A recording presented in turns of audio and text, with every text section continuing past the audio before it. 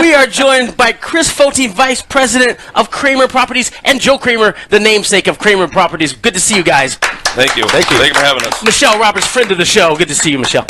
Good to see you. All right, let's get into let's talk about what you guys do. Kramer Properties has been moving the meter in multi-family unit housing in the much needed downtown and Midtown corridors. Talk about what you guys do. Well, you know, looking at the housing and everything that's going on here, it's a kind of a complex problem. So Chris and I, we have two business plans we try to really focus on. The first one is our bread and butter, where we go in and the typical developer, multifamily guy, we go in, buy a property, renovate it, and put it back on the market, increase the rents, and then provide that to the people that are at that level. The second piece is that we have boarding houses, and the boarding houses is probably the most fun we have, right, Chris? It's got to be, right? Yeah, it's so much fun. So it's a shared living where you'll have, each person will have their own bedroom, but then in the middle, they'll have basically their shower and their water closet, and then outside in each room, they have a vanity, a sink, so they can get ready and not really have a little bit of privacy outside that area. And it provides us a luxury to have, you know, the rents where it's very affordable, anywhere between the $400 and $600 mark. And we're having a lot of fun with that. It's amazing, right, Chris? You like that? That is amazing. That happened at Dwight Derby at UC Berkeley, where you had common space and then units, bedroom units around, and then individual bathrooms. Very cool, very cool. Innovative, Joe Kramer and Chris Foti on the Reno Tahoe Tonight Show. Lots to get into with you guys. We just got about a minute. Reno was forced to transition from a gaming-based economy during the recession to now a tech, industrial manufacturing, information-informed economy. Did Reno fail to anticipate the demand for housing that this workforce, this influx of people would actually bring? Did we just fail to anticipate that? I don't know if failure is the word. It's just a supply and demand ratio. That the supply wasn't here, the demand came in. It's fortunate Reno was able to diverse like that, because you don't want all your eggs in one basket. It's the best thing that happened, but the repercussions of that from the infrastructure, the housing, everything else is not able to keep up. So I don't know if they've failure is the right word. It's just it grew so fast, which is probably a better problem to have than not growing, right? I mean, for sure. Like, first world problems. First world problems. Reno was the fastest growing city in America in 2018. I think Salt Lake City is that now. How do you guys address that influx? It must be exciting times for you. It's exciting, but the same thing, you know, it taps everything. It taps labor, it taps materials, it taps everything that we try to keep up. So as a result of that, the trickle-down effect, everything goes up. Everything does. And it gets passed on to me, then I got to pass it on to everyone else. And Chris, you know, he's right-hand guy. He runs all the economics. We do all the performance. Every day, what happens? Prices go up. That's right. Prices go up. I got to do something about that. I can't just eat everything. No doubt. So there's a little bit of an issue. Do you agree, Chris? I agree. Absolutely. Guys, the mayor's initiative to build 1,000 new homes in 120 days is quite ambitious, and it's also very necessary. We are in a housing crisis extraordinaire to deal with the influx of new Nevadans into our town. How is this initiative, do you think, is going to impact the market, and what's your take on it? Well, I think, you know, the initiative is fantastic. It's very aggressive.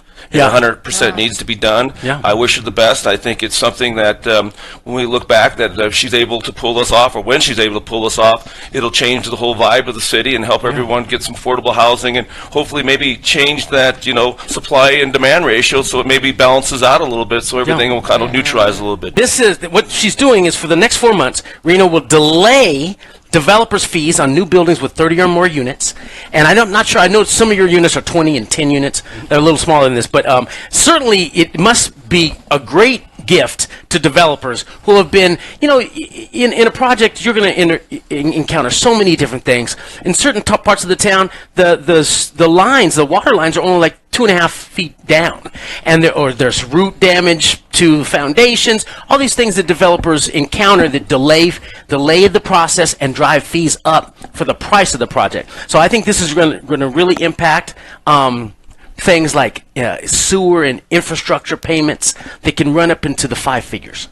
Yeah, you know, I think she hit the nail right on the head.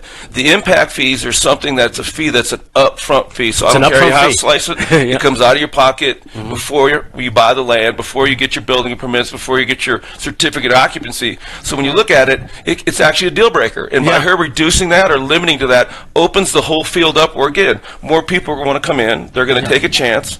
It's a fair number. We can go in, we can build, and then the impact that it's on the back end of this. It's not, the city's not getting the upfront fees. Right. But when they allow more building and development, more jobs, more people, more growth, everything will trickle on the back end, and I think it's really a tremendous idea. Yeah, I spoke with Lance Gilman about permitting things and fast tracking, development and some of the EIR, environmental impact report things and studies that delay big infrastructure projects. So this type of streamlining is really going to impact us. And let's get into a little bit about what your research has told you about the incoming labor force and their makeup and needs. What are people needing when they move to Reno?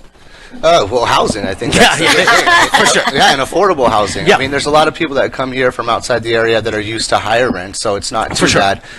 But for a lot of the locals too, they need more affordable housing. So everything that you were talking about before, I think, goes into that. And No doubt. Need to keep coming up with ideas like that, and need guys like Joe to keep building and creating housing. No doubt. The rate limiting step is very simple. It's the labor force. Yeah. All this sounds great. All this is going to work. All reducing the impact fees, opening the market up, having everything that we talked about. But if we don't have the labor force to pull this off, it's going to stop cold. And I think that's really important, is attracting people to come here. But again, it's kind of like a snowball effect. The only way to attract them is you got to have the housing. You have to have the housing, then you have to have the employees to come in and do the labor force. So I think if it all comes together, everything should work out okay. No doubt. So I was having a conversation with someone yesterday, one of my gals, and she was actually complaining a little bit and venting to me about how she feels that locals are being punished because other people are moving in and getting good housing, and maybe it has something to do also with what you were saying about how they're used to paying these higher rents. They are. It's like, hey, whatever, forget about it. But then there's the people that have been living here that are used to how things have been, and they're like, we feel like we're being punished because we've been living here, but we want to live in a nice place too and be able to afford houses. So they complain, oh, these people are coming from out of town and they're taking up all our homes. I'm like, oh gosh, I'm sure they could find a home, but how do you guys feel about that? What's your guys' take on that?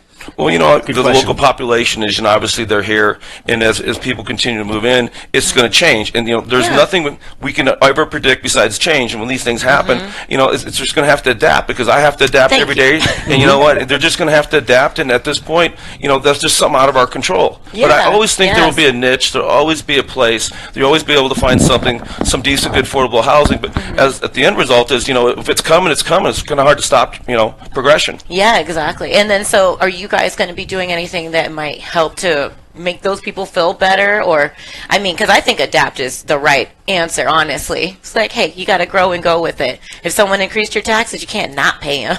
Exactly. So, but is there anything that you feel that you guys are? Yeah, so we do a pushing lot for? of affordable housing as well. We have a new boarding house that's in in the construction phase right now. But when that opens up, that'll be rents from $650 right around there. So. There's definitely some more affordable options that we have, and they're really unique. They're cool. There's a lot of nice features in there that you don't see at normal housing. So that's kind of our way that we're trying to get involved with that. Okay, Cool. people, so you just got to look. Yeah, exactly. Check out Kramer Properties. We're here with Joe Kramer and Chris Foti of Kramer Properties. Let's talk a little bit about how you choose an area to develop. What are you looking for in an area like, say, in Midtown over at 620 Tahoe Street? 620 Tahoe Street is right next to my favorite street in Reno, which is St. Lawrence. Coolest little street, little enclave in Reno, in my opinion. It takes you right into the Old Southwest where it looks like you're in Vermont. Canopy trees. It looks beautiful. You see the change of seasons. Great neighborly vibe. People walking their dogs. White picket fences. And just down the street is where you're at at 620 Tahoe Street. Let's talk about that property and how you choose neighborhoods. Sure. Well, that's a simple question. I have to use the old cliche: location. Yeah. How do you go wrong on Virginia Street and the beautification that they'll be doing? Sure. I love that you just said that. The vision, and when you see the plans, is Virginia Street is going to be like gas lamp district of San Diego. Yeah. So my business plan is buying everything and working anywhere around that location of Midtown and downtown area. That's where the vibe and the thrive is coming, I think. Sure. And my first project I did there, I threw everything I had in it. It was called it was a motel, and I just went ahead and bought it. And Kramer Midtown, put that nice mirror on. Right there, right next to Soup. Crazy. Right. And just like Casey. It's been great. That's probably been my trademark, our flagship, and beyond that, I'm looking at different options. There's a motel that I recently just purchased in that area, and that's another business plan of maybe taking a little bit unique approach to the housing problem, looking at maybe buying and converting some of these motels into some apartments and some affordable living for people. So we're looking at different ways to help out the community. Absolutely. That's a great idea. I love that. Nice. 620 Tahoe Street, the price range, the rent range is between $600 and $750. That is definitely affordable for folks. Let's talk a little bit about your place at 527 Nevada Street. As I mentioned off air, that was one of my first places that I ever lived, briefly, like a month. When I was back and forth, just came back from Hawaii and had moved from the Bay Area and was working for Schwager Davis Engineering, and we were developing projects downtown, and it was great little row house, but you guys have flipped that and made it into something really spectacular. Talk about that property that's right near St. Mary's. Yeah, no, that was definitely a fun one. That one came together a little over a year ago. Same, idea and strategy as the Kramer house in Midtown. Just kind of took that idea and brought it over to that new house. Yeah. Went in there and did amazing renovations. It came out really great. The tenants are loving it. We get a lot of attention from the UNR students over there because it's within a mile of the university. Right. That was pretty much a traditional row house. Talk about what attracts you to these type of shared little modules. Well, they're fun. They're unique. Yeah, they're fun. They definitely. There's a lot of people looking for that type of housing, and it's a fun project to work on. Killer. Yep. We're talking to Kramer Properties, Joe Kramer and Chris Foti on the Reno Tahoe Tonight Show. What's next on the horizon as far as for what you guys are doing? Well, it's just kind of keeping the machine rolling, kind of keeping up with the economic times, which I think are very good. Everything's moving. The mayor's doing her thing. Everything's trying to kind of come together. And I briefly touched on it, but looking at some of these motels and working with the city. And you mentioned something, working with the city and the permitting and plan check. They've been absolutely fantastic with me. Very good. I've built a very good reputation down there. They all work with me very well, and I can't say enough good things about how they're trying to expedite things, but yet at the same time not just force things through that there'll be problems later. Right. Yeah. You got to be Do it careful right both the sides first of the time. fence. Prudent growth, yeah. Yep. I love it. The Kramer Properties on the Reno Tahoe Tonight Show. Let's talk a little bit about the finishes in who your chooses your units. finishes? Yeah. Who does that? Oh, I got the best designers. It's called Spaces. Kim and also Camille. They worked with me for several years. She just pretty tells me what to do, and I kind of go for it and move forward. Right? I mean, she's fantastic. That's right. Yep. She's the heart and soul of what we do, and brought a great vibe to our properties. I mean, she puts the whole thing together, and as a result of that, it kind of gives us the whole finished look from the back of the curb all the way through to the curbside appeal to the inside that flows all in just one nice vibe. That's Love it. beautiful. So you guys worry about all the paperwork and everything like that, the presentation. She works that out, and then you guys, bam. I worry about everything. Market. Okay. So, But from the design, she does that. Yeah. all right. Well, she helps to take a little worry off of 100%, that. hell yeah. Okay, that's good. Let's give some love to your team. I know, Yes. Chris, your wife works with you as well. That's right. Very cool. Let's talk about Hi, your team wife. and what they do and how instrumental they are in your success. Well, that's where the buck stops right there. My team is my family. Yeah. Some of them I've known for about 10 years. I mean, from Marcus and Millichap, Ryan Rife's been my brokers, worked hand and fist with me all the way through. Willie from Willie Falcon Construction, great contractor. Meet with him every time up here. He's works with me on a day-to-day basis, whatever I need. And then we talked about Kim, designers, and then obviously Chris here. I mean, he's got my back all the time. We talk about 100 times a day. We moved into a new office, and he can kind of explain a little bit what he does for me. But I mean, the buck stops where the money is, and he's following all the economics, the financials, the accounting, and the marketing. Yeah, Nice. we have a great team. Guys, if people want to reach out to you and get information about your company, how do they do that? So you can find us on www.kramersgroup.com. Also can call us at 775-360-3855. Awesome. And yeah. We'll talk about that open house, which is delayed. You had a little bit of delay. What's that? When is that coming up? Well, we're kind of looking at, we're trying to balance of when the house is actually being done. It's actually a boarding house right in front of the 527 Nevada Street, brand new. Okay, yeah. Right there. And we were kind of do a kind of quasi pre-open when it wasn't quite finished, and the team got together and decided, based on several factors and some construction delays, to pull that back. But that'll be probably first, second week of January. It's going to be all done.